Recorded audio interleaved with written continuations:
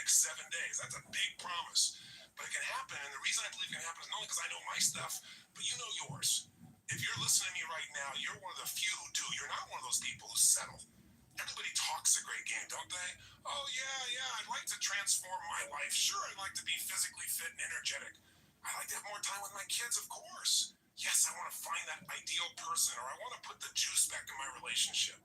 Of course I'd like to do well financially. I'd like to be financially free. Maybe I'll hit the lottery. Most people got great goals, great wishes is what they really have, but they have no plan. Hope will not get us what we want. If that's all it took, we'd all be rich, we'd all be thin, we'd all have the greatest relationships, and our kids would all be perfect. We'd all feel this incredible connection with God every moment, but few people do. And it's the few that actually make it their focus and they take action upon it. So the fact that you're not just one of those people talking, but you took action, that's pretty unique. You're like me. I was willing to buy all these lousy tapes. I didn't even have the money, and I'd go out and get those things because something inside of me was not willing to settle for less than I could be. Something inside of me knew there was more, and I didn't want to live in despair anymore, and I didn't want to be embarrassed about my body, and I didn't want to feel like my life didn't have a real purpose. And so you're probably not where I was. I'm sure you're much further along than I was along that journey. Maybe you are where I am now, which is juiced about my life, and you're just looking for that extra advantage, those extra little tools that you can tweak things to take it to another level so you can enjoy even more and give even more to the people around you. But I can tell you this. I know you can succeed at this because you made it through your pessimism, skepticism, stuff that really kills our faith. People tell me all the time, well, I'm skeptical about this kind of stuff. I'm pessimistic. I say, no, you're gutless. You're scared. Tell the truth. You're afraid to get your hopes up. I got it. I've been there too. You're afraid to get excited about something and then have it not work. So often that happens. But certain things work. There are laws of life. If you live them, you'll get results. If you sow, you'll reap. And the reason they work is because they've been modeled from people that have already made it happen. I've spent a quarter of a century with some of the most challenged people in the world, helping turn things around, and also some of the greatest leaders. Leaders of the heart. People like Mother Teresa, God rest her soul, or a lady I got to know very well, Princess Diana. And I'm not telling you this to drop names. I'm telling you because I want you to realize I've had the privilege of connecting with people that uniquely inspired millions. I've also been around leaders of the head, brilliant brains in science and finance. I've coached now for more than 7 years on the top financial traders in the world. And I've literally had communication with them every day, 5 days a week for 7 years. And I watched him make $500 million in a day and helped him to coach him through changes along the way. Not just a pump up and motivation and positive thinking. If that's what you want from this, that's not what these 7 days are about, but strategy. Step-by-step things you do to be able to deal with real-life challenges and turn them around now. Step-by-step things you do to make sure you can enjoy the process while you're dealing with those inevitable challenges that we all have in our lives. So I know it'll work for you because you didn't just see the stuff, you got over your skepticism, you said, I'm willing to take a chance, and more importantly, now you're actually listening to it. You took the step of listening. That's a big step, frankly. Every journey, and this is a journey, I promise you, a great journey you've begun. But every journey begins with that first step. The old adage they say, it's overused, but it's true. And the first step is listening. So if you got faith and you got the ability to take action, you have the ability to change anything in your life. And I don't know where you are right now. I don't know if you're in the most challenged time of your life or if you're in the victory period. But wherever you are, it can change with two things: consistent focus and consistent action. And I can promise you, I don't care how big the challenge is, you can turn it around. At this stage of my life, I'm the guy that gets the call when the fire starts. When all of a sudden the golfer had a 6-stroke advantage and he ended up losing by 4 strokes on national television. I mean, you don't want to get back up and go through that again. Or I get the call where the president is under fire and there's an impeachment hearing and somebody wants some strategy or conversation, or a couple is in a position where they're trying to figure out what to do because their son or daughter is suicidal. Or on the positive side, rock and roll group says, you know what, we're feeling burnt out, we're succeeding, we're doing our best, but we're not enjoying it. You got the tools here to help us be fulfilled. Step up and deliver, and it's a blast. Or I get people stop me every day to tell me these great stories about they changed their body or their relationships or their finances, or they started a company. Or sometimes I get the call just to celebrate. I just received a call a few days ago from a man who called me up and said, listen, I've been using your stuff for years. I've gone to all your seminars, listened to all your tapes. I was struggling like crazy. And in 7 years, I built this company. I just sold it for $120 million. I'd like you to come on my jet and celebrate with me. That's a nice call, right? But I've had so many experiences in so many different countries with so many different kinds of people. I mean, I've dealt with the kids in the South Bronx addicted to cocaine, and I dealt with the top CEOs in Hollywood addicted to cocaine. I mean, people's challenges are the same no matter where you go in the world, whether it's Southeast London, Tasmania, or California. You're going to see that human beings are the same. We have different beliefs, we have different rituals, but we have some of the same challenges, and the solutions that work for human beings are the same worldwide. Now, initially, I took all the things I've learned from all the people I worked with, and obviously, while I was quote unquote supposedly teaching them, I was learning from them. I was applying it to myself. And I made huge changes in my body and my emotions and my relationships and my finances. But you know what? Whenever you make a change, you make things better, you feel great for a while, and then pretty soon there's another gap.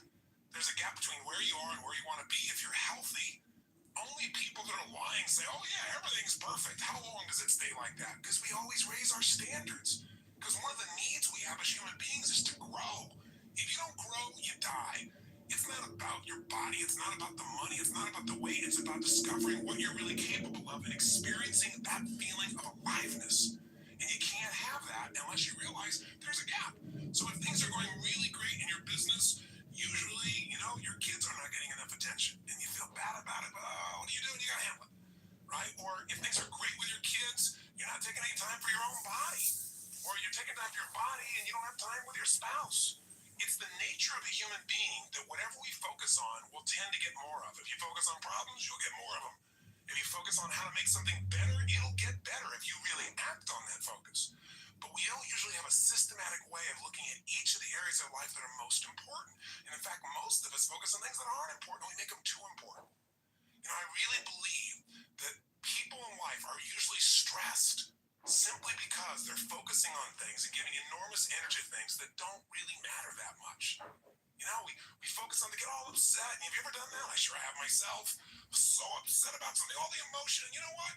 6 months from now, you don't even remember it. Maybe even 6 days from now, sometimes an hour from now.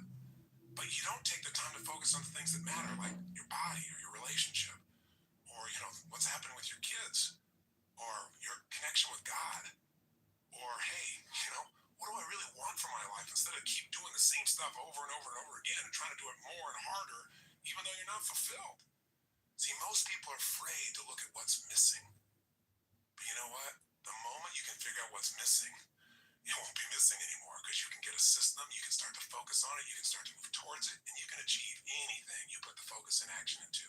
Anything anybody else has ever made happen, you have the same resources, you have the same nervous system. Some of us are bigger or stronger, some of us have more background in one thing, greater education.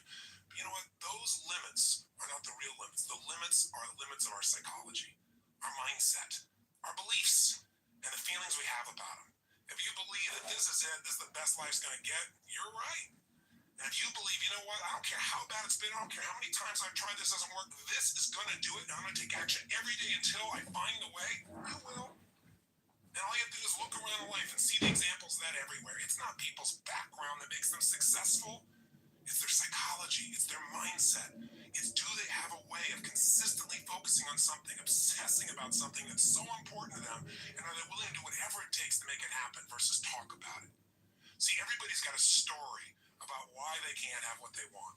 And I'm here to tell you the only thing that stops us, and I'm not telling I've done this so many times, so I'm not pointing the finger, trust me. But the only thing that ever stops us from getting what we really want is the story we have about why we can't have it. And we all come up with those stories. So part of what we want to do in the next week is get rid of the stories, come up with plans that are proven because they're based on people that have already succeeded at the highest levels, and then let you tweak it to your own style. You don't have to be crazy and insane like me. I know at times I want to talk too fast and I might be a little obnoxious. I don't mean to be. I really want to serve. But I'm going to do anything I can to get through to you because I really know what's possible. If you're at the top, you're not there. There's another level. And you're not going to be happy until you find it. Maybe it's a level of joy. You're the top of the money, or you're the top of your career, or you're the chairman of the company, but there's some new adventure awaiting you. And unless you keep finding it, life doesn't feel like life. It feels like a job. It feels like something you gotta do. And there's nothing worse than feeling like you gotta do versus you get to do. Life is a get to. And we so often convince ourselves it's a got to, and we wonder why we're not so happy. So now you have some emotions that you really want. How do you create them? And you have some emotions you don't want. How do you get rid of them? What if I told you you literally could change how you feel in an instant? Well, you know this is true from your past experience at times, right? There are times, like we said earlier, where you're totally upset and something got your attention and now you're laughing. People can be literally at a funeral and they're in a terrible place, and all of a sudden something cracks them up. I mean, it's pretty rare, but it has happened. People can be in a place where they're in the worst situation and somehow they find all their determination. How to do that specifically is what I want to show you real quickly now.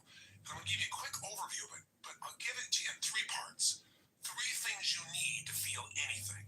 These are the reasons why you feel anything. In other words, if you feel sad or upset or frustrated or depressed, there's only three reasons. And if you change any one of these three, you're going to change how you feel. And if you change all three, you'll change how you feel completely. If you're feeling happy, if you're feeling excited, if you're feeling euphoric, if you're on a roll and you want to know why you feel that way, yeah, maybe great things are happening in your life, but there's a reason why you feel that way in this moment. Sometimes you have great things happening in your life and you still don't feel great. So how do you do that? There's three reasons. Three things have to be in place for you to feel great. I call these three reasons the triad because there are three patterns that if you do these three patterns in your body in a certain way, you'll get a certain result. And it's like a recipe. You do one recipe, you get one result. You do another one, you get a different result. You get one kind of cake or another. So let's give you an example. I have a seminar, I do this. The initial seminar most people go to is the Life Revolution. It's a chance in a weekend to revolutionize your whole life. Not just change things or make it a little better, but to really step up and say, I'm going to transform it. I don't care if it's my body, my emotions, a fear, my job. It's time to do it. And we put people in an environment for 3 days of total immersion. That is a blast. And people come out transformed.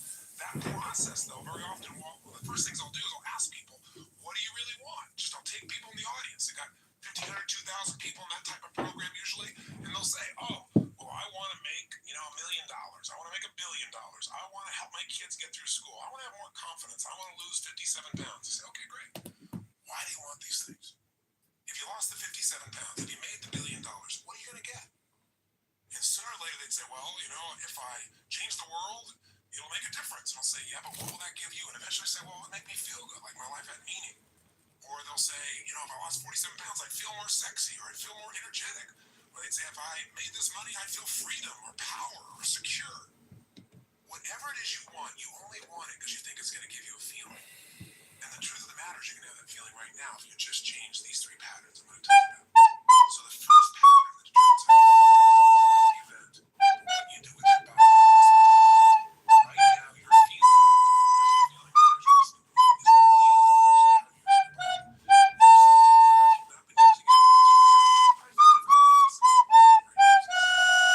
Now, I'll give you a more specific example. If I were to tell you that there was a depressed person running curtain number one over here, and for a $100,000 donation to your favorite charity, if you could describe them physically without seeing them, I bet you could do it, couldn't you? What's their posture like? Say it or think it at least. You can say it, no one's going to hear you. You're probably in the car. You're walking. People talk on phones all the time. They don't know what's going on. Speak to me. Seriously, what's their body like? First, their posture's probably what? Slumped. Where are their eyes? Down. Where's their head? Down. What's their breathing like? Full or shallow? Of course it's shallow. Their facial expression up and tight or slack? You know it's slack. Now, how come you know all these things without me telling you? Because you practiced this stuff before, haven't you? We all have if we've ever experienced this. Now, if you do this with your body, I don't care who we are, if you do these things to your body, you're going to feel lousy. You're going to feel depressed. Now, if you change the way you use your body, if you put your shoulders back and you breathe, if you use your voice in a different way, if you move or gesture at a different tempo, it's hard to feel depressed in that way. In fact, there was a research study that was done early in my career that was done at UC Berkeley. And they did something that sounded insane. Traditionally, if somebody's depressed, if they go to a traditional psychiatric approach, today we live with a philosophy that depression is merely a Prozac deficiency. That we live in this world today, that if things aren't working out, let's not solve what's going on inside you. Let's just drug you. It's called better living through chemistry. Yeah, just drug you and keep on going. We do the same thing with kids today. We got this attention deficit disorder.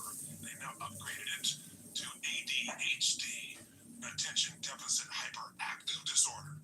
This couldn't be the fact that kids are overstimulated, don't get enough focus or attention, and don't know how to use their energy in a world where things are going so slow when they're learning in school compared to how they are on the internet and on MTV or anything else. It must be that we should drug them into submission so they get as slow as us and more comfortable. It's an interesting way that we look at life today. The truth of the matter is these kids are using their bodies in ways that aren't acceptable, but they're not being directed. We go for the quick hit. We want the instant solution. even if it isn't the long-term solution that makes us more healthy. You can get a solution, but it may not be sustainable in a healthful way. The bottom line is, in that approach, we usually drug people. So at UC Berkeley, they tried something different. No drugs. Did something you're going to think sounds so stupid. Here's all they did. They came up with a simple approach. They took people that were clinically depressed. This means you achieved high levels of depression. You've got a certification now. You are clinically depressed. You are an achiever at the depression level. This means you practice this pattern on a regular basis. And they took them. And by the way, I know I'm sounding obnoxious right now. I'm not trying to make depression sound like these people are terrible, because I felt it in my life a long time ago too, but I don't go there anymore because I know exactly what creates it. And I want to break the pattern of us thinking we're not in control. So please understand where I'm really coming from. But the point is, here's what they did. They had people come for 4 weeks, stand in front of this mirror that has 3 parts to it, and do one silly thing. Grin from ear to ear. And they had to make them smile for no good reason for 20 minutes. Now, when they're doing this, they had to grin so big that they created crow's feet on the side of the eyes. You know that little set of lines you're smiling so big? Now, interesting, they keep their shoulders back while they're doing this and breathe fully. They go, dumb idea. But what happened? Not a single person was able to remain depressed, including a woman who claimed that she was depressed even while she slept, which is one heck of an accomplishment. And you know what's interesting? At the end of these 20 days, many of them had no need for medication anymore, and that's all they changed. Only one part of what we call their triad. Just the physical part. That's how powerful it is. See, if you rise up, if you move up, if you use your body in a totally different way, you're going to feel different. Emotion is created by motion. See, we have 80 muscles in our face. How many of them are you using consciously? Are you doing anything different with your body so you can feel different? Or do you do the same things so you feel the same things? You look at your list, do you have written down there? That list represents a few patterns that you do in your body on a regular basis, and you don't even think about it. And whenever you do it, you're going to feel it. Some make you feel good when you do that. Some make you feel bad. By the way, when you think about a movement, to breathe, you got to move. To sing, you got to move. To speak. If I start talking like this, I'm moving organs in my body in a different way than if I started speaking more like this. By the way, what if you got this tape set and I said, hi, I'm Tony Robbins, and I'm going to share with you now how to have an extraordinary life during the next 7,000 hours of this program. You got to turn this guy off quick. There's got to be some combination of energy there, and that energy comes because I'm not sitting in a chair here. I don't have a script in front of me. I'm looking at this microphone. I'm visualizing your face, and I'm trying to think what I can give you that I know will make a difference based on 25 years of experience. And I'm telling you, the number one thing is change the way you move. Change the way you use your body, and you'll change the way you feel now. Instantly. I don't care how bad you felt. If you change it, now if you just change it for a second, and you move your hands up for a moment, you make a little minor change, you'll get a minor change in feeling. But if you make a radical change, if you go, yes, I'm doing this now, I'm sick of this, I promise you're going to feel different if you go, I don't know what to do. I know this sounds so stupid, but it works. And you know what? The best study of life is what works, even if it's simple. It's nice to have things simple. Why do we have to make it so hard to feel good? So how are we going to do this? Well, the first way I did this years ago is I created a product called Personal Power. You probably saw it on TV because I obliterated the airways with it. And I was on television every 30 minutes, 24 hours a day for more than 10 years consistently. Somewhere in North America, the United States or Canada. That's an actual statistic. And so 35 million of my tapes and CDs went out there, and people used them to change their lives. And the greatest gift of my life today is every day of my life. The more masculine shit she gotta do, change. Come up to me. And some days it's a dozen or more, some days it's 2 or 3. I don't miss a day if I'm in the public. And people tell me about how this work has changed their life. Teen District in Rockford, Peoria, Bloomington, Packin, Belvedere, Loves Park, McKinsey. Also running for Chicago Mayor, go to ChicagoMayorVote.com or JohnKitover.Chicago.com. This is a meditation of love and intelligence for you.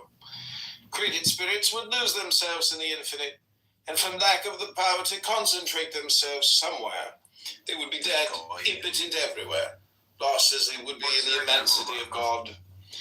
All created spirits have their bodies, some subtler, some grosser, according to the surroundings in which they are called to live. It's not necessarily the soul of a dead man would goyim is bad, because there are 2 types of people out there. There's the Jew and the person who wants to be Jew. The goyim are the ones that want to be Jew. Oh, okay. So the goy are Gentile, non-Jew, sometimes in a pejorative sense. Well, I'm not a Jew, so I don't I don't qualify? I'm confused. Maybe you could help me out there, because since you're a rabbi.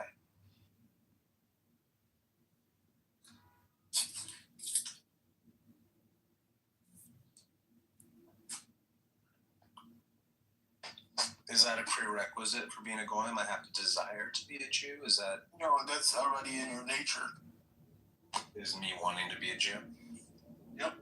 Oh, okay, so it was just repetitive for you to say that. Okay. So I gotcha. hey, go to You don't JohnForCongress.com desire a better quality or life. ChicagoMayorElection.com or ChicagoMayoral.com right now. If you like this video, share, subscribe. Better quality Liberty, food. which is the life of the soul, is So only it's kind of like a preserved in the fraternity. order of Like nature. I want to join a fraternity. Valentin. God standeth. Okay, what do you want? I wouldn't say it like that. Would that be kind of accurate though, even though you wouldn't say that? That'd be kind of very vague. Oh, well, I feel like that's kind of what you just did. I'm just curious as how it differs from being in a fraternity. The thing is, you're trying to comprehend the scope of the magnitude, but the thing is, how can you visualize a color you have never seen? There's a good friend, kind of reminding you of what you already know, because learning is remembering. Now, Socrates said that centuries ago. Rabbi, I hate to say it, but I think your reception is compromised because it's kind of breaking up and it sounds I'm no special guy. like kind of eating, and then maybe you're disappearing from reception. I don't know if you're speaking or. For years, and every day you held yourself to a You know, higher there's standard. somebody walked by, I'm sure they're you eating teach me sunflower that. seeds. Thank you for letting you share my point of view here. And by the way, you don't have to agree with everything I say. I don't expect it. I'm not here to be your Somebody guru. was walking by It eating makes sense to you, sunflower use it, weigh seeds. it down, say, that guy's nuts, and throw it away. But know that whatever is here that's valuable, you got to act on. You got to follow through on. So how do we get ourselves to do that? Well, with personal power, I created a 30-day program. And that program's gotten results from people, as I say, all over the earth. And it's pretty famous, and you may even know somebody that's used it. Maybe that's one of the reasons you picked up this program. Maybe you didn't see an infomercial. Maybe a friend said, you got to do this. Well, however you got here, why did I change it? Well, I'll tell you why. I started doing focus groups, and the product was still selling like crazy, and I thought, I want to reach even more people. Who are we missing? Instead of saying, wow, look how successful we are, how do we get to people we're not reaching? And we do these focus groups, and they'd say, well, do you not believe that, Tony Robbins is real? And the majority of the time they said, no, I believe he's sincere. I believe he's a real guy. Do you not believe that people get results? No, I'm sure those people got results, but, and then they'd say things like, they just don't have the time. And I'd think, what do you mean the time? And they'd say, 30 days. I'd say, 30 days to change your whole life? Are you nuts? I mean, you're not worth that. It's not even a whole day. It's 45 minutes, an hour, maybe a day or 90 minutes, for God's sakes. I was frustrated thinking, God, these people really think this way, but we live in that nanosecond culture. Remember the old days you were taught that all this technology was going to transform the world, we're going to have all this free time? I don't know about you, but it hasn't worked out too well for me. Most people got themselves a Palm Pilot so they can have their email wherever they are. They don't have to go home and sit on the computer. They can do it everywhere. They got their beeper. They got their cell phone. Many days things are all put together with a camera and music simultaneously these days. We are constantly responding to the demands of the environment and rarely taking the time to decide what we really want. And whenever you react to stimulus, you're not in control. And when you're not in control, you're not going to stay happy. Because listen, a measure of your self-esteem comes down to one simple thing. Do you feel like you control events, or events are controlling you? And I'll tell you what, it's so easy to get sucked in, and I've done it myself, and I've done it even when I've known these tools. This is not something you figure out one time, and then all of a sudden it's all perfect. It's like muscle. You don't get muscle by going to the gym once. You develop a system of working out on a regular basis, and after a while, working out is fun. You look forward to it. It's your time. Part of what I want to do in this very first day is give you a commitment to your time. If there's anything missing in our lives, it's time with ourselves, thinking about not problems, but what we're grateful for, thinking about what we want, creating the plan to make it happen, creating the juice of our lives, stopping and taking in what already is great, because you can't build on failure, you can only build on success. But if you do that once in a while you feel pretty good. Wait, you can build on failure. I don't understand that one, Tony. You can build on success and failure. You're gonna have failures in your experiments, Tony. Short time, the first time in the morning, to set myself up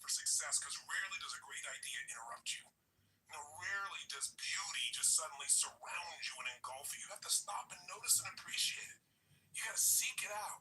You got to schedule it. You know, everybody talks about things, and I tell people when they plan their life, I said, talk's cheap. You talk about it, it's a dream. When you start to envision things, it gets exciting. When you start to get a plan, it's possible. But when you schedule it, it's real. So part of the power of this Get the Edge program, and by the way, you're going to see I snuck in. I gave you a bonus of the first week of personal power, and I'll explain that in a minute why I did that. But part of the benefit of this is just having a simple system that you say, for a week, I'm going to do this. And if you do it for a week, I bet you'll do things like this for yourself ongoing. After a week, you're going to feel so different about your life. You're going to have so much momentum. You say, well, can I really change my life in a week? Of course. In fact, that's what made me say, okay, you can't do it in 30 days? I'll make it a week. You can do anything for a week, can't you? Come on. A week for yourself. So I thought, if I made it a week, can I really do it? And I thought, of course, because you know what? People say I have no time. I think that's such a lie. We lie to ourselves so much. That's why we don't have what we want. I've done it too. I'm not pointing fingers. But you can't lie to yourself and expect to have the truth be a part of your life and have success that comes from the truth. See, all change happens in a minute. You gotta remember the power of a minute. In 1 minute, you could change everything in your life. In 1 minute, you can say, never again. Never. As the Jewish people have said in their country. They set a standard there, and they said, we will never go through a Holocaust again. It will never occur again. When a human being gets that point of never again, it takes a minute. In a minute, you can also do some other things. In a minute, you can look somebody in the eyes like you've never looked at them before. In a minute, you can hug somebody like you've never hugged them before. In a minute, you can say the words, I love you, and mean it at a level you've never meant it before. In a minute, you can say, I quit, or let's begin, or it's over, or I do. Think of the minutes of your life that have changed who you are. And I gotta promise you, in these little boxes, we got a lot of minutes. We got a lot of them in here.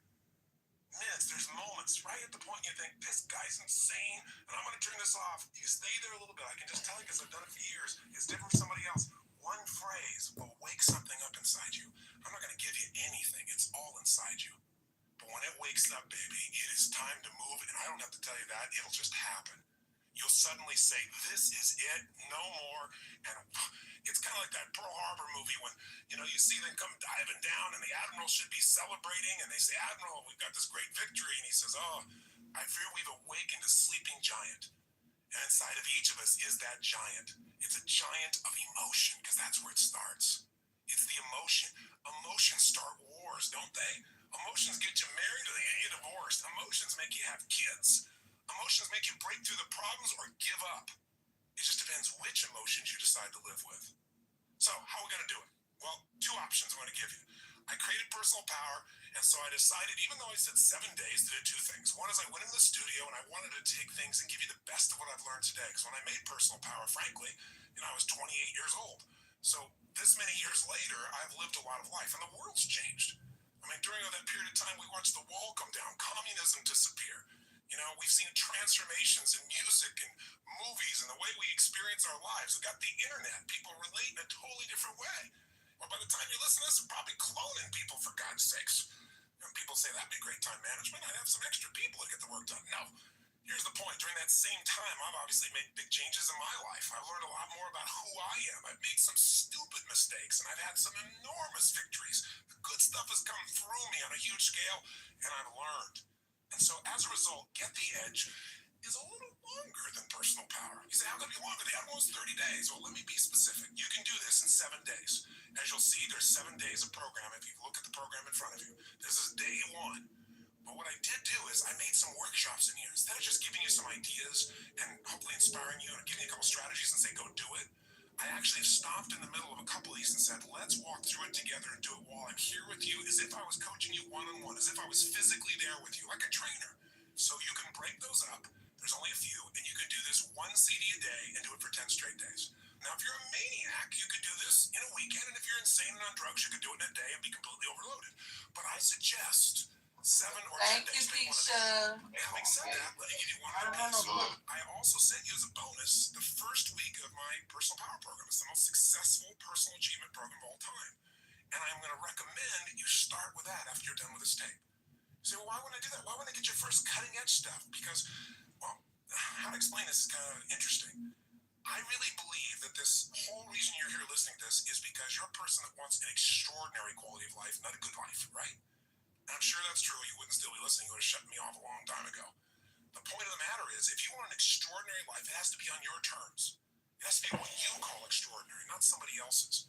But I can tell you there are two things you must master to have an extraordinary life, and most people rarely even master one of them. The first is you must master the science of achievement. And achievement is a science. How to go from where you are to where you want to be is a plan. It's a strategy. It's specific. If you want to do well financially and you're starting with nothing or you're starting with something, there are specific things you can do that if anybody does them, you will be financially independent at 8, 10, 12, 14, 15, certainly in a shorter period of time than you ever dreamed of, and it doesn't require gigantic risks. If you want to be physically fit, if you want to achieve a certain level of fitness, of health, of energy, if you want your body to look a certain way, that is a science. There are very specific things you do, and you'll have them. You want energy? I got a friend named Stu Middleman who ran 1,000 miles in 11 days, 85 miles a day, 2.5 marathons a day. You go, so what? He's a freak. What's this got to do with me? He wasn't even a runner. He went and studied some people in Central America, a group of Indians that once a year run 76 miles in one day for fun. He thought it was crazy. He wanted to study the psychology of it. And he found out there were laws of the body that if you practice these, your energy will explode. It'll go beyond anything you imagine. You're going to learn that while you're in this program.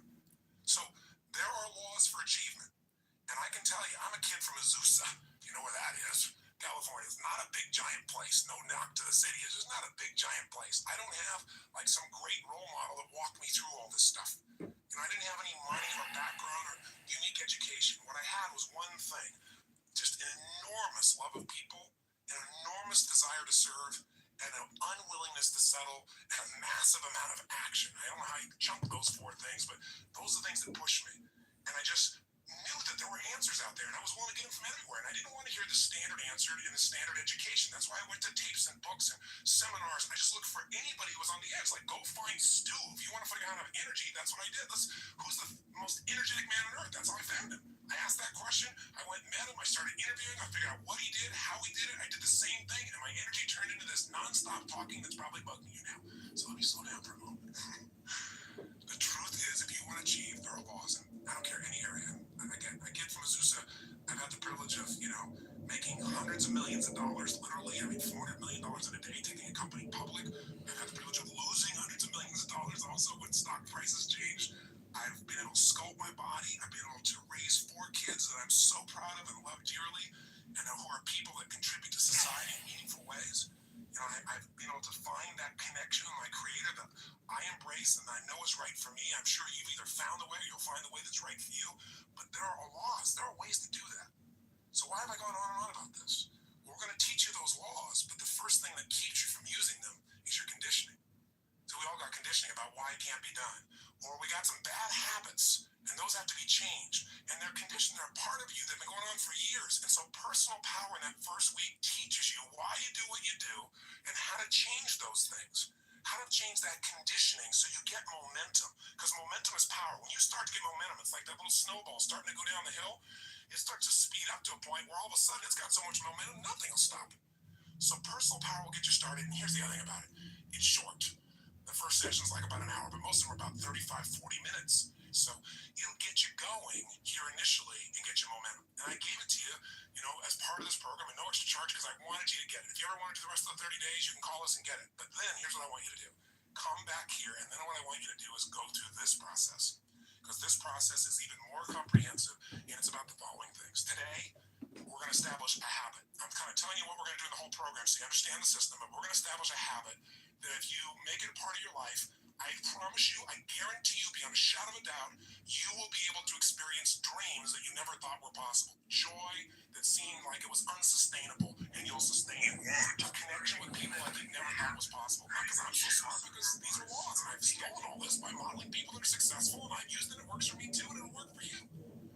But also, then we're going to begin the process of actually figuring out anything in your life that you want to change, and you haven't changed it, and we're going to take you through a 7-step process and do it. That's tomorrow. Once you go through the 7 steps, the changes will have begun. You'll begin to make the big changes you want in your life. Then we're going to look at the area that for most people has the most pain, and a lot of people don't even pay attention to it because we get caught than a work or something else that's easier to deal with. That's called relationships. And that doesn't just mean your intimate relationships. It means your kids. It means your workers, but certainly your intimate relationships. This is the area where there can be so much pain, even for people that have achieved. I promise you, at the end of those 2 CDs, you're going to have an experience of clarity about where you are, what you want to have, and you're going to have some tools that will create that joy in your life, either to attract the relationship you want or to recreate the relationship if you're already in it, or to make the decision to make a change if you're in a relationship where the two of you really aren't matched. That's not About 3 years ago. But I did a study abroad primarily. Then, of course, you got to have energy. So, how do we increase the energy? How do we get your health to the absolute peak level possible so you'll follow through and do all this? The next day, the 5th day, we're going to come back to those emotions. And we're going to show you which emotions will strengthen you, which ones will weaken you, how do you change them in an instant so you know what really works. Then we go to money. By the way, money should come down further on the list because if you got all the money in the world but you're not healthy, if you got all the money in the world and you're unhappy, if you got all the money in the world and your relationship feels terrible, you're not a happy camper. But if you got the energy and if you got the emotion, you got the relationship, then why not have the money too? Why not have the freedom to do what you want, when you want, where you want, with a system that really works? And then finally, the 7th day or the 10th, depending on how you do it, is the power of why. Finding the sustainable purpose for your life. I mean, there are going to be ups, there's going to be downs, there are going to be problems. Those things don't go away. You just get better quality problems, that's all. I mean, a lot of people in life think they're going to be happy someday. They're going to have this extraordinary life when they have no problems. Well, if you had no problems, you'd probably be dead. Problems are a sign of life. What you want to do is use them to make yourself more. This is not a program that's going to eliminate all problems. It'll help you get rid of your current list so you can create a better list that makes you grow to the next level. That's what life is. So if problems don't go away, you better have a deeper purpose for your life. Something that gives you juice. And if you're in a place and you feel like there's no meaning in your life, you may want to jump to that last tape if you want to listen to it. I'm fine with that. But you got to listen to that tape if nothing else, the power of purpose. So how do you do it? Do the first week of personal power. Then what you do, you're going to do this week. And by the way, make sure you take advantage of that personal profile we offered you. It only takes 10 minutes online. You'll see the receipt in your box about how to do it. And after 10 minutes, you'll be blown away. You'll get a 30-page report that describes to you what kind of behaviors are natural for you under stress and how to deal with those, how it may create conflicts in your relationships or your business. It'll also show you what you value most at this stage in your life, what's most important to you. And that'll help you understand why sometimes maybe you take 2 steps forward and pull 1 step back and start to sabotage because you have some things that you value that are in conflict. So take advantage of that. I think you'll find it invaluable. It's the personal profile. And again, how to do it is in the notes at the front of your book. Now, here's what you can do that'll make this part of your life. All we're going to do is go after that thing we said was missing in our lives. Do you remember what it is after all this verbiage I've given you? Time. Time with yourself. But we're going to structure that time so that we create a daily triad that puts us in a state of mind where things flow. Have you ever had that happen? It's like, yes, I know what to do, of course. Oh, yeah, it's a challenge. Big deal. Bring it here. Let's handle it. No big deal. Come on. Don't worry. Have you been in those states where, like, nothing can shake you? You can hope that you're going to pop into one of those states and get lucky. Or you can create it every morning before you start your day. So you start with a foundation that's so powerful that it affects you and everybody around you. You can make life beautiful. Life can be beautiful for you every day if you do the things he did with his body. If you focus on life the way he focused on it, if you use language like he used, Next day, the 5th day, we're going to come back to those emotions. We're going to show you which emotions will strengthen you, which ones. That's a role model. If you sow the same seed, you'll reap the same rewards. But you got to schedule. Because remember what I said, if you talk about it, it's a dream. If you envision it, it's possible. But if you schedule it, it's real. So here's what I'm going to ask you for, an invitation and a challenge. I want you to give yourself that missing time. And I want you to ideally give yourself the hour of power, I call it. At least 5 days a week. What does that mean? It means for 1 hour, I'm going to walk you through 3 things to do for an hour that will absolutely connect you to yourself and will give you a level of focus and joy and happiness and strength to deal with not only the challenges, but to enjoy your life more. If you don't do it, you're going to be driven by technology, by demands, by people, by our kids. You know what? It's beautiful that you're willing to give to everybody else. But if you keep giving Bro, please look at the chat, bro. I know you know this is true.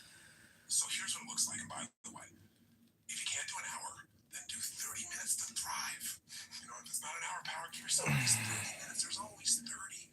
And if you can't do that, at least do 15 minutes to fulfillment. So I'll describe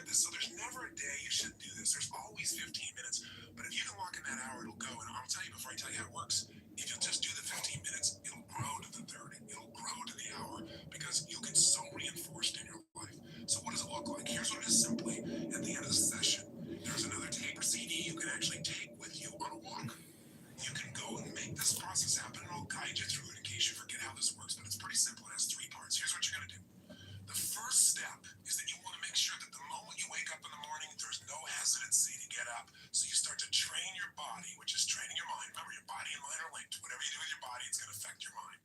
You want to train your body to jump out of bed immediately with energy, without hesitancy, and to start moving. Because remember, emotion comes from motion. We've got to move. Now, ideally, you would exercise in the morning. There's a lot of reasons to do that. Because of all the times, and by the way, I'm a night person, so I understand if you go morning, when I'm jumping out of bed in the morning, I turn on around midnight or 1 in the morning, and sometimes I don't go to bed to 4 or 5. So what I'm talking about, you can adapt, but just hear me out. The ideal time to work out is in the morning, because if you exercise in the morning, you turn on your metabolism, and you have it for the whole day. If you don't exercise, you get no metabolism, and you just keep gaining fat, and your body loses its strength, and you lose muscle every single year, especially as you age. But if you can train yourself to do that in the morning, is the first thing. Even if you have to get up earlier, go to bed slightly earlier, or just take 1 hour less sleep, or 30 minutes less sleep, or 15-minute less sleep, if you can do that in the morning, you turn on the metabolism, but you also turn on your emotions. Movement and breath are the first phase. So what you're going to do is have your shoes beside your bed, and if you've got somebody to do this with, it's even better. I mean, if you got your lover, and the first thing you do is get up in the morning and you can spend time walking with them, that's great. But you get up and you physically move. You go for a walk.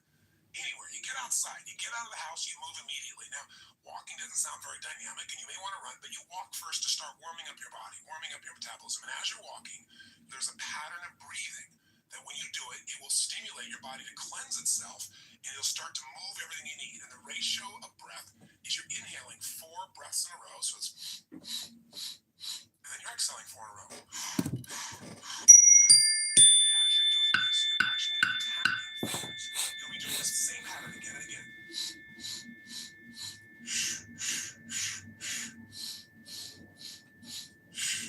Absolutely connect you to yourself. It will alter your state. You will literally, after doing this for about 5 minutes, begin to feel radically different. Now, you're going to inhale through your nose, as you probably heard, and exhale out your mouth. Now, this is something called breath walking. There have been studies done on this at MIT, and it literally alters brain function. 3 years ago. You have to know the studies to be able to feel what it does in your system. So all you got to do is for the first Oral 5 minutes, candidate John Kitover, you go to don't have to worry about, oh, I got to run right now, my back's sore. You just get up and you start to walk. You walk for about 5 minutes with this breathing pattern. Step 2, you get grateful and you begin to visualize. So in phase 2, what you're going to do now is you're going to cultivate the emotion of gratitude. What you're going to do very simply is, remember I said fear disappears when you're grateful. The minute you're grateful, you're rich. When you have everything in your life to be grateful for, you don't feel emotion, your emotions are poor.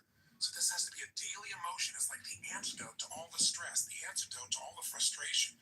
But you got to cultivate it, because if you go into a state of depression on a regular basis, pretty soon your body goes there automatically, because it's conditioned, it's trained. It's like what we call anchoring it. By going into that physiology, by breathing, and by visualizing. So what you're going to do is you're going to focus on and ask yourself, what are all the things in my life I'm grateful for while you walk? So you're outdoors, you're moving, so your pattern of physiology makes you feel good. You got movement, you got emotion. Now, as you're moving, you think about everything you're grateful for. And I usually start with a circle. I start with myself right here, and I think about all the things I'm grateful to God for in my life. My health.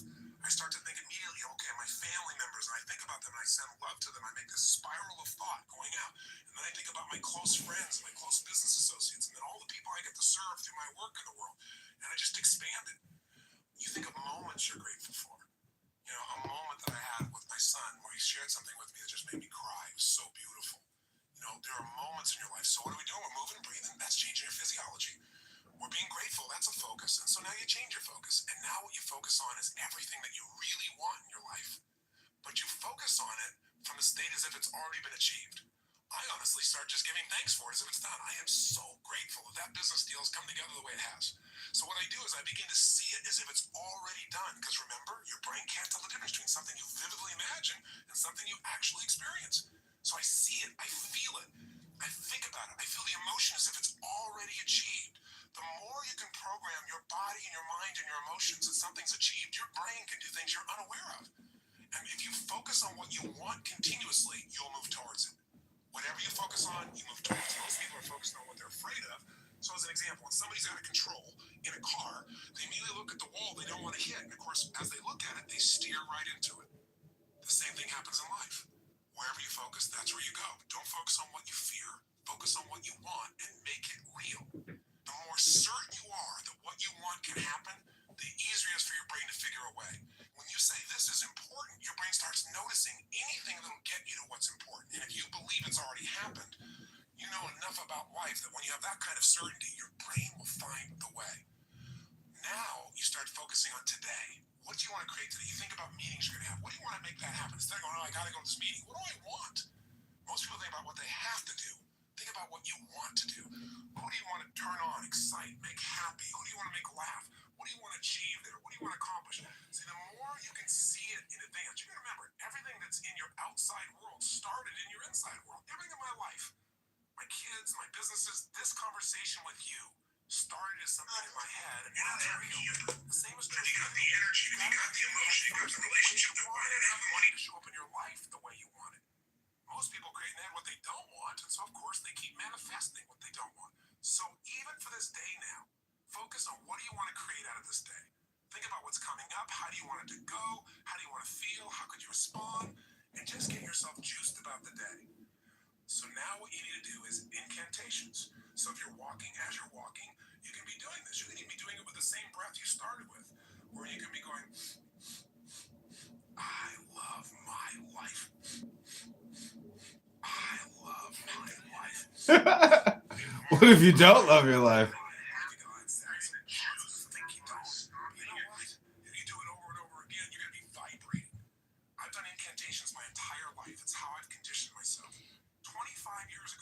Started speaking. I was 17 years old. I made some changes in my life really quickly, and I started sharing it. And I didn't have speaking skills, but I had a state. You know, when you're in state and things just flow, just like having a conversation, you don't have to think about it, it comes out of you. But I made myself get in state because I was fearful. So I said, I got to focus on how to serve, not on am I going to do a good job. I need to focus on giving, not on how am I going to do. If you focus on how you're going to do, you're going to get worried.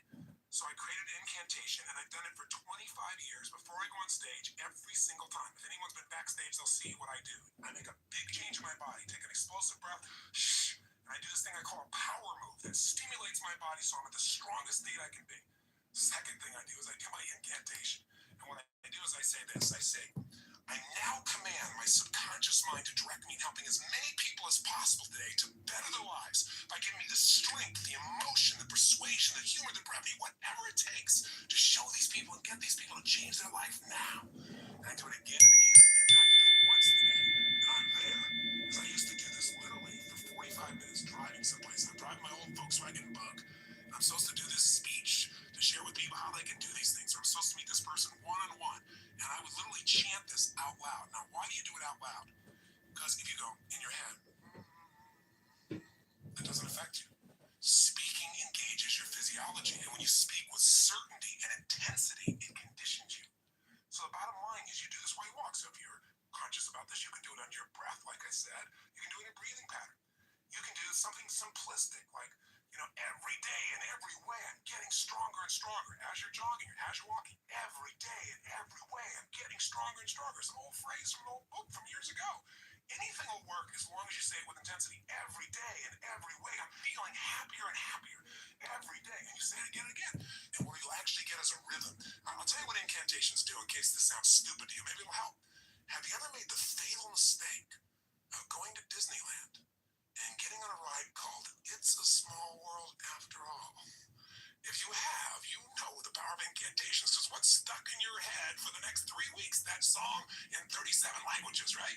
Or if you hear a song and you get it in your head and you can't get it out, and it goes on and on and on, well, this is a way to get the right idea in your head and condition it, but not just the idea, the feeling.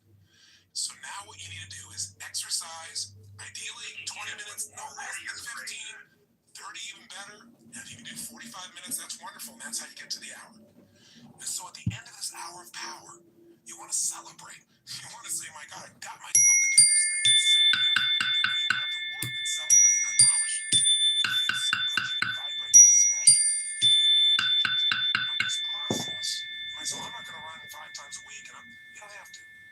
You can just go on a walk. And you can do this process, this hour of power of focus, and you can spend 10 minutes on gratitude, 10 minutes on visualizing, 10 minutes on what you want to have happen today, and do it in 30 minutes. This is your freedom. But I can tell you, if you'll give yourself an hour, where 15 or 20 of those minutes are based on these 3 things: massive changes in your physiology that make you feel great, massive changes in your focus that make you focus specifically on gratitude and specifically on what you want to have happen and feeling like it's already been achieved, and then massive changes where you push your body to be stronger and you make some incantations, you say some phrases over and over, at least 5 or 10 minutes of it, you will have conditioned your mind, your body, your emotions, and your spirit will soar. And now you will deal with problems radically differently. Problems will be challenges for you. And more importantly, you'll be excited to connect with people. You'll be excited about your projects. You will affect people around you in a different way because you will have an extraordinary psychology. You want an extraordinary body? It takes a ritual, doesn't it? A ritual of diet or a ritual of exercise. If you want an extraordinary emotion and spirit, it takes rituals. One of those that you might want to add to this hour of power is prayer. If you believe in prayer, this is it. This is a form of it. Maybe the greatest prayer is not asking for things, but saying, thank you. Thank you, Lord. Getting in that place on a daily basis for no less than 15 minutes to fulfillment, and ideally the hour of power, will change your life more than anything else. If you listen to any other tape and you just did this, I can promise you, if you did it for 6 months, your life will never be the same. Because all the research shows that if you even exercise for 6 months, you'll exercise for the rest of your life because it becomes physically addictive to you. If you get away from it, you'll feel pulled to do it. All you got to do right now is give it a week or 10 days. Do this with me for 10 days, and I promise you, you're going to get some momentum. If you want to guarantee success, do it for 30. That's why I did personal power for 30 days, and that's why I gave you 7 days of personal power on top of the 7 days to get the edge. This tape is much longer than any other, and other than a workshop, because I really wanted to hopefully engage you. I don't know if I'll ever see you again. I don't know if you'll listen to another CD, but my goal was to do everything I could to get you to give yourself what you deserve, and to tell you the 3 things that you got to take control of, and to remind you of the fundamentals that your life is nothing but your emotions. If you get the right emotions, you'll work out. If you're determined, you'll work out. If you're determined, you can go on a diet, but most people are trying to go on a diet and they're not determined. You can change a state that fast, but you gotta get the habit. Are you sold? I hope so, because the sale is for you, it's not for me. It's for you to create what you want long term. If you will do this, you'll do it 4 days a week. You'll just get a habit. Your pride will soar. Because when you just discipline yourself a tiny bit, by the way, this doesn't feel like discipline, it feels like joy when you do it. But if you discipline yourself just a little bit, you get a positive habit you consciously created, it spills over into all the areas of your life. And if you stay with me on this over these next 7 days, we're going to address each of those areas with the best tools I know of. So thank you for listening. And what I want you to do is tomorrow, or if you're crazy like me, you'll just grab the next tape or CD and go for a walk. Tomorrow, I want you to go do this first thing in the morning.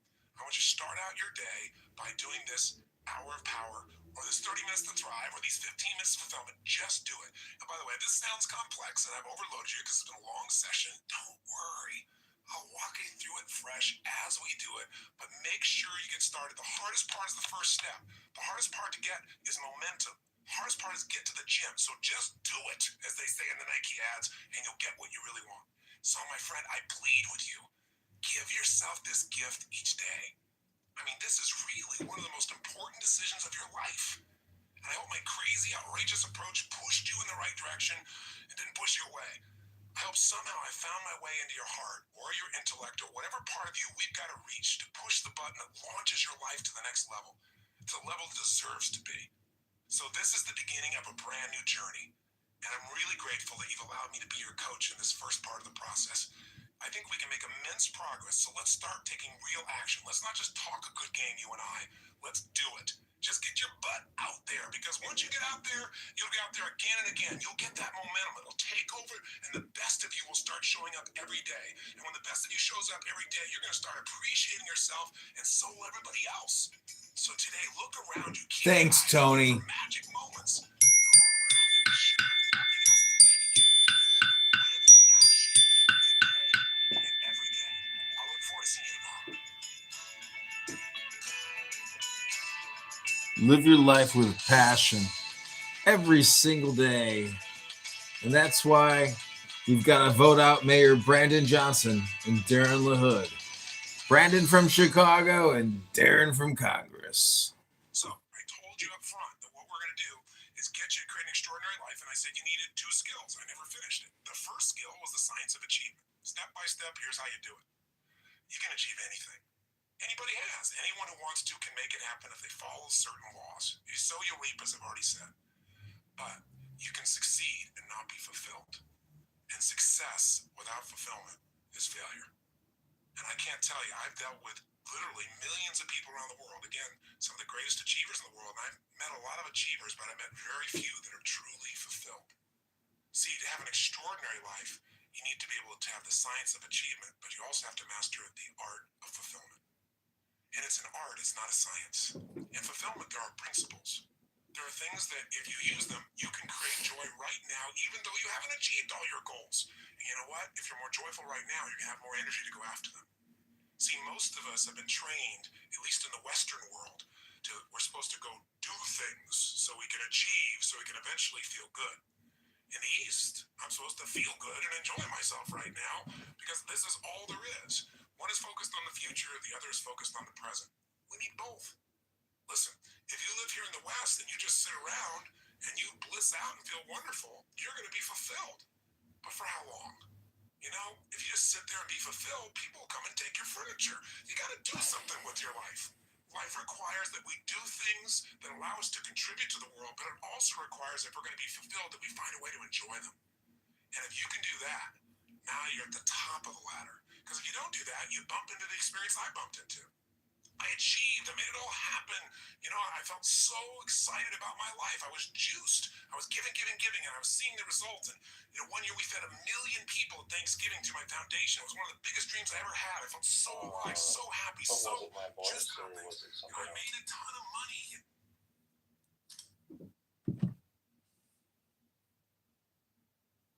I wouldn't be able to say because there's something atheists look for. You're gonna have to go to a library of atheists. A library?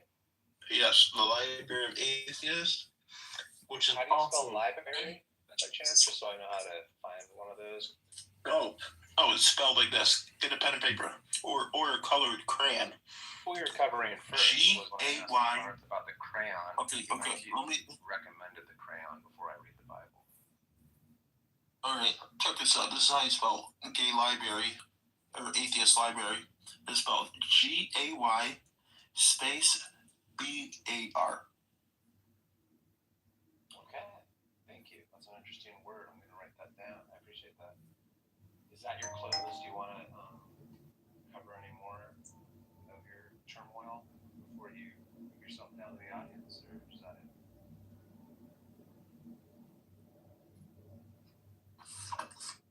I don't think I'm necessarily doing something or saying something bad. Unless what I'm saying is bad is the observations that are being Johnny. by looking at the atheist community. Oh yeah, no, I haven't labeled anything you said as bad. I just want you to feel comfortable in these discussions because I know this is more of your world. So I don't want to feel like a stranger. You know, I want to be warm and receptive toward you. And Well, there's a lot of that in the atheist community. You know, reception. interesting that you've encountered that. That's good because it sounds like that's something you seek is receptive. They go to these schools, they get their 4-year degree, 4-year master's, and then they're working at reception at the Starbucks.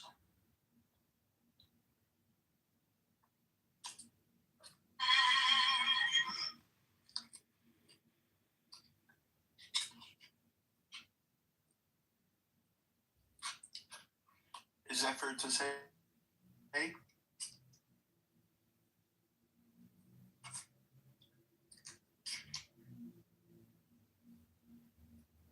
You know, Christian, start up a room or something. I'm not sure if they're letting people up. Celebrate. I'm going to say, my God, I got myself to do this thing at 7. Celebrate, I promise you. Thank you. Thank you for the insight to your people's psychology, I guess. I don't know. What do you want my takeaway to be here? I hope I'm not turning you atheists on. Yeah, I wouldn't be able to speak for that. But for me, no. You don't have to worry. I'm not going to, again, like I don't want you to feel uncomfortable. You know, I think that you're a nice person and I respect your sexuality. And again, I recommend and some therapists in the chat that are more available to you.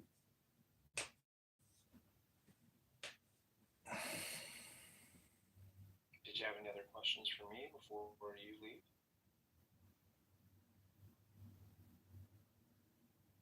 All right, I guess it's not. All right, well, that was not interesting at all. Anyone else want to try?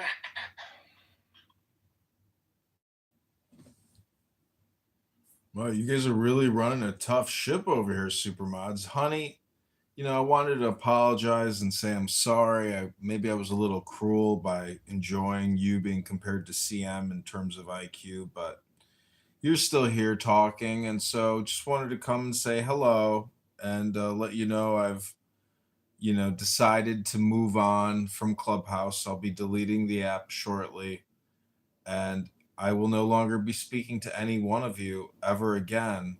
And so I just want to wish you all well, especially Daniel and Megatron and Narges, my close Clubhouse friends. But I will not miss you, and I will be deleting the app. And I wish you guys well in your fake universe, as if this was like Roblox or something in your in your actual real lives. And I'm glad you guys can finally admit that it's just a video game, really. And it's unbelievable how much time people will spend playing this video game known as Clubhouse. But is there anything you'd like me to, know about you personally, as opposed to just like superficially, with all these conversations, which are completely huge wastes of time and just filler material for probably what we would call mild depression, lack of motivation, lack of insight or foresight or any kind of goal or any actual, desired end state whatsoever. So, kind of basically like failed science. People like to say, people here are hypocrites because they're theists, or they're low IQ because they're atheists. I'm just saying that, is there anything you want me to take away? Or do you just, because the wisest thing I ever heard from somebody was a tenant moving out of one of my buildings, and he just looked at me. There was no conflict. He solved the conflict by just saying, be good. Be good. That was all he had to say to me. And I was like, be good. That was it. I was like, wow, that was probably the smartest thing I've ever heard anybody say to me was be good. And I was like, be good. Hey, it cut out for me. I didn't even hear what the tenant said. What he said? He said, be good. Be good. Oh, yeah. Yeah, that's what I was going to say. Be your best. You go do you and keep paddling, keep supping, get good sun, Vitamin D is important. Be barefoot as much as you can. Yeah, and I'd say, if your feet aren't tan by mid-April, Ooh, I like that. You got to improve upon that. Yeah. I like that, bro. Let's tell that to all the spring breaker partiers out there who are just tanning their firm little booty cheeks and their tippy toes. But there is some hidden knowledge which is very ancient, and you could call it magic, because prior to the invention of electronics and technology, particularly mastery of electricity, some people would have claimed that science was superstition or magic. So the fact that we're on a conference call app powered by electricity and magnets and circuit boards and silicon chips, some people would say that, that is the highest form of intelligence, and thus you are superstitious when it comes to this Jehovah God. And why I'm being muted is pathetic, but that's okay. People can mute me all they want, but here I am just telling you that your room and muting me is a total waste of time, but you're going to do it anyways because you're low IQ and you're angry about something. Now, maybe you're not getting your dopamine like from a titty. You're just drinking from a titty. You're not getting the dopamine juice that you want and need. So you're muting me to try to get it. But here you are muting me, and I'm unmuting me. Clearly, this has to be a video game. This has to be a video game. There's no other way to explain it to people who have never played the video game known as Clubhouse. And so I kind of resent these clubhouse town halls where they're telling us that we can now monetize a video game, like as if we're not playing a video game. So you mean to tell me that Clubhouse is now going to pay me to play this video game? Because look how many times I have to hit the buttons and click, click, click. And video games, you have to click a lot. So it proved to me that Clubhouse is not just a video game, and everybody here is in a secret conspiracy not to call it a video game. I am complete. Hello?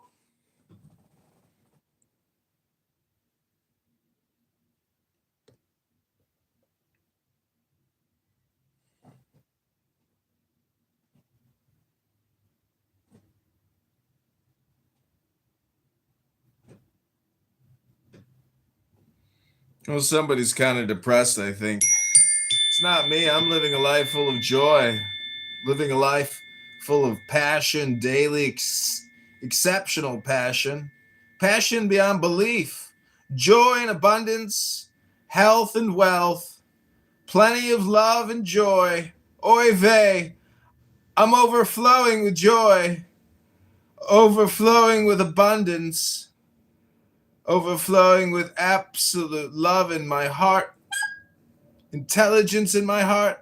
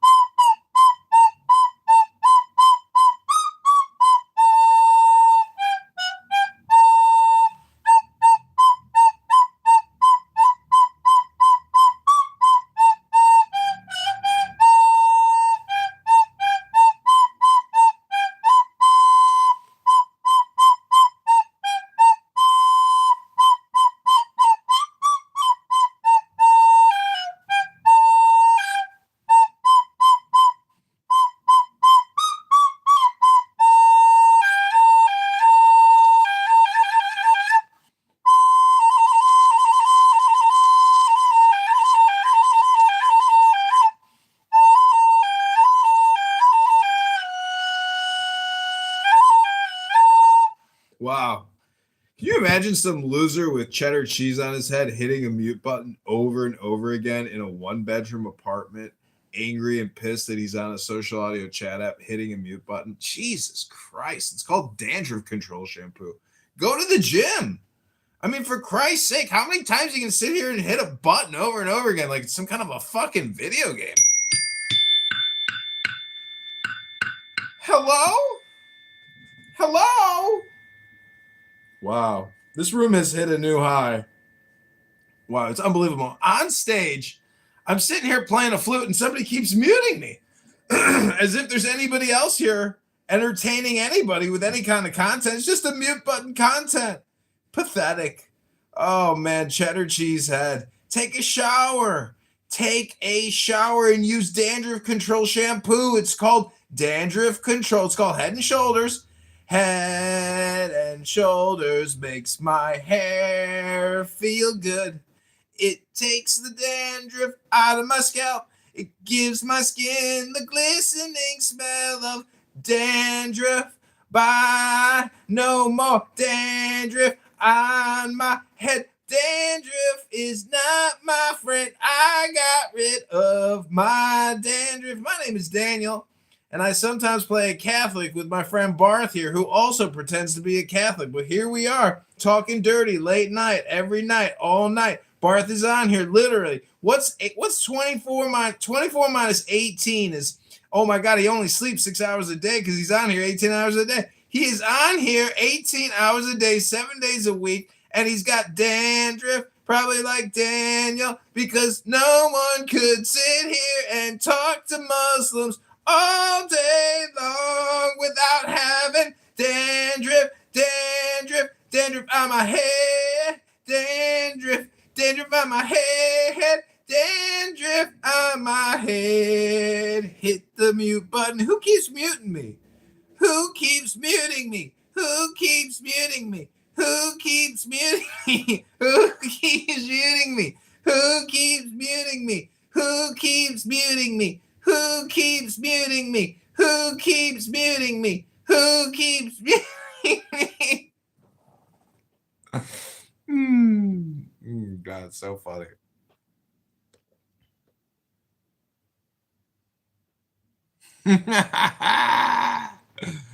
Oh man.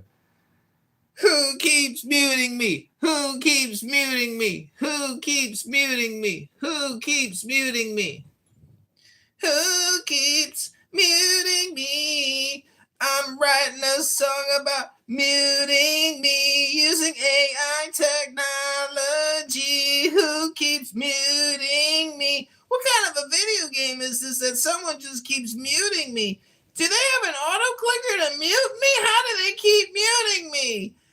Stop muting me. Who keeps muting me? Who keeps muting me? Endlessly muting me. Who keeps muting me? Why do you keep muting me? Why do you keep muting me? What kind of game is this? Do you call it the mute me game? How long will you mute me, miss? Mute me, mute me. Oh my God, CM is here finally. Mute me, mute me. Who keeps muting me? This beautiful song is dedicated to the Chatterhead who keeps muting me. I'm willing to bet all three of you have dandruff. This is like the Three Stooges of stupidity here on Clownhouse. People that will waste every single precious moment of their day sitting here talking endlessly with stupid people, including themselves. None of you stupid moderators are worthy of not being raped. Raped? Did I just say raped? I meant barbecued, roasted. Sorry about the R word. All I'm trying to say is that if you're going to mute me 1,000 times and sit here and talk endlessly as if any of this is not just juvenile, pedestrian, stupid, crazy behavior, you are retarded. You don't read books. You don't go to the gym. You probably don't even cut your toenails anymore. So listen up, you retarded moderators who endlessly use this retarded app. I am quitting this app. This is it. Today's my last day. I'm quitting the app forever. And you're all just going to be here 5 years from now, still being recorded by my burner accounts. And I want to thank you all so much for giving me your lives. It's like I'm a soul collector, harvesting souls here on Clubhouse. Sorry, you can't censor. Hello? Hello? Hello? Hello? Hello? Hello? Hello? Wow, mute me for the 1,000th time. Yeah, you're gonna feel the repercussions either way. You don't care about shit. There's a war. Whoa!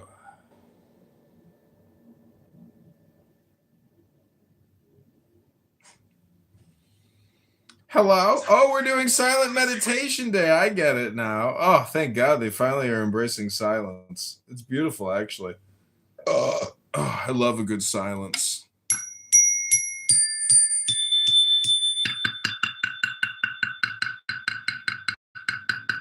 Still got dandruff, though. Sorry, Daniel. You're going to have to go take a shower. We can't let you into the party with a head full of dandruff. I've seen your photo. You already look like Monsignor from 1465. Try to take a shower. I can smell you through the phone. And Narja it's one thing to talk about Mikhail's dog, but when I hear your dog moaning, and groaning, clearly you're not taking care of your dog good enough either. You're probably not taking care of yourself good enough, because if you have the time to voice a million opinions over just the past 60 days, well, clearly you're not doing anything, productive enough. You're not getting paid. And so we have to look at the dollars. We got to look at how much we're getting paid for every word we spray, how many seconds we spend on these stupid devices. So let me ask you a question. Are you interested in taking this room and your, learning to the higher level? Because quite honestly, it's not just about money, it's about intelligence. And I'm afraid that some of you might be lacking in intelligence, especially whoever keeps muting me over and over and over. There we go, update it. And if you want to update the title of the room to John Kitover, Mayor of Chicago, that'd be great. You can mute me all day long. I'll keep hitting the button. I'll just keep. I can click and click and click. It's not a problem. Stop. And I'll sing a song too while I'm doing it. I'll call it the Stop Muting Me song by John Kitover. And I'll clip this on YouTube a million times too. So stop muting me. You keep muting me. Who is muting me? Why are you muting me? You keep muting me. Stop muting me. Why are you muting me? Who keeps muting me? Why are you muting me? I keep getting muted. Who keeps muting me? Wow, what a cool video game. Do you get paid to mute me? Do you get paid to mute me? Do you get to pay to mute me? Someone send him gold coins for muting me. Who keeps muting me? Why are you muting me? Why am I muted here? Why do you censor me? Why do you keep muting me? This is my new song about you. You keep muting me.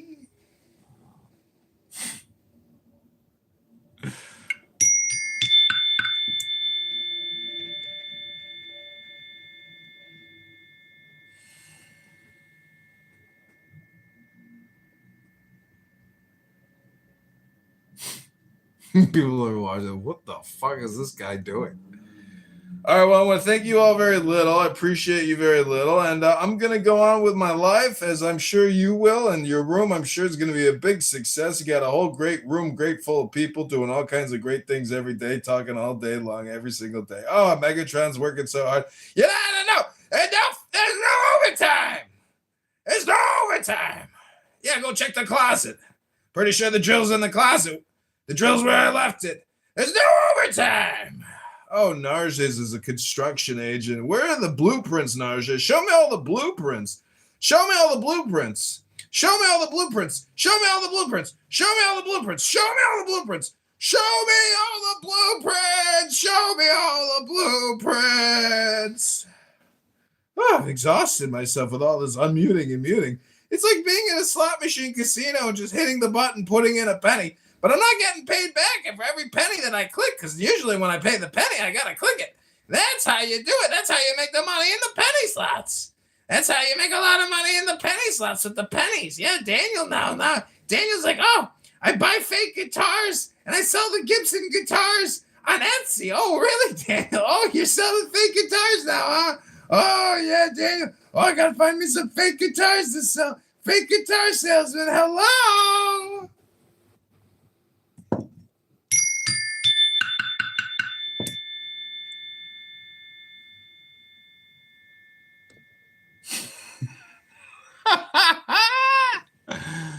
Oh my God.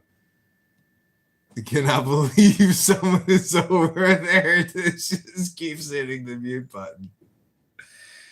Oh man, what an exhausting room. I got to hit the mute button just to talk in here a million times. I think we're at like 1,000 Rabono Shell alums already. You'd think some people would want to be productive these days. But no, I guess productivity and getting a job now is just having to hit the mute button. Hit the mute button. Hit the mute button. Hit the mute button. Somebody mute him. Mute him up. Mute him up. Somebody mute that guy up. Mute that guy up. It's your job to mute that guy. Mute that fucking guy. Put a mute on him. Put a mute on that fucking guy. Mute that fucking guy. Mute that fucking guy. Mute him. Mute him. Mute that fucking guy. Mute him. Mute him. Mute him. Mute that fucking guy. Mute him up. Mute that fucking guy up. Mute that fucking guy. Mute that motherfucker. Mute that fucking guy. Mute that motherfucker.